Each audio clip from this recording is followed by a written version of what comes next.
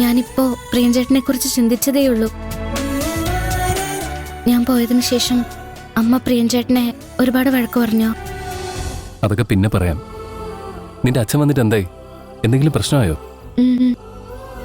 അച്ഛന് എന്റെ ഭാഗത്ത് ഒരു തെറ്റുമില്ലെന്ന് മനസ്സിലായി. എന്നെ അദ്ദേഹം എന്തുമാത്രം വിശ്വസിക്കുന്നുണ്ടെന്ന് കാണുമ്പോ അഭിമാനവും സന്തോഷവും തോന്നി. നിന്റെ അച്ഛന് നിന്നെ മനസ്സിലായല്ലോ, അത് എന്റെ ഭാഗ്യം. എന്റെ അമ്മ ചെയ്തത് കണ്ടില്ലേ? ഞാനും എന്റെ അമ്മയും തമ്മില് വലിയൊരു വഴക്ക് നടന്നിട്ടാ ഞാൻ വരുന്നത്. എന്തിനാ പ്രിയഞ്ചേട്ടാ അമ്മയായിട്ട് വഴക്ക് കൂടിയത്? പിന്നെ ഞാൻ എന്ത് ചെയ്യണം?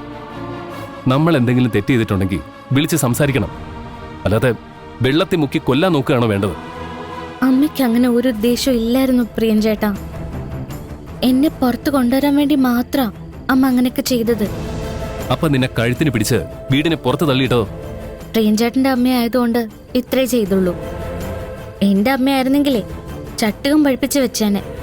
നീ വെറുതെ അമ്മയെ സപ്പോർട്ട് ചെയ്യണ്ട. അമ്മ ചെയ്തത് തെറ്റ് തന്നെയാ. നമുക്ക് അതിനെക്കുറിച്ച് സംസാരിക്കണ്ട. പ്രിയഞ്ചേട്ടാ പാറു പ്ലീസ്, വേണ്ട.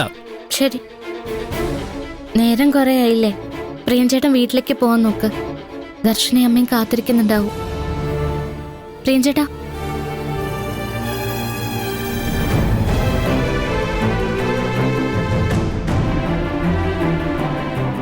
ഇങ്ങനെ ദേഷ്യപ്പെടരുത്. കാണുമ്പോ എനിക്ക് പേടിയാവുന്നുണ്ട്.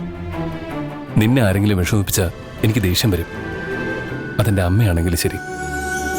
പ്രിയഞ്ചേട്ടൻ ചിരിച്ചുകൊണ്ടിരുന്ന എനിക്കൊരു വിഷമം ഉണ്ടാവില്ല. നീ എന്റെ കൂടെ ഉണ്ടെങ്കിൽ ഞാൻ എപ്പോഴും ചിരിച്ചുകൊണ്ടിരിക്കും.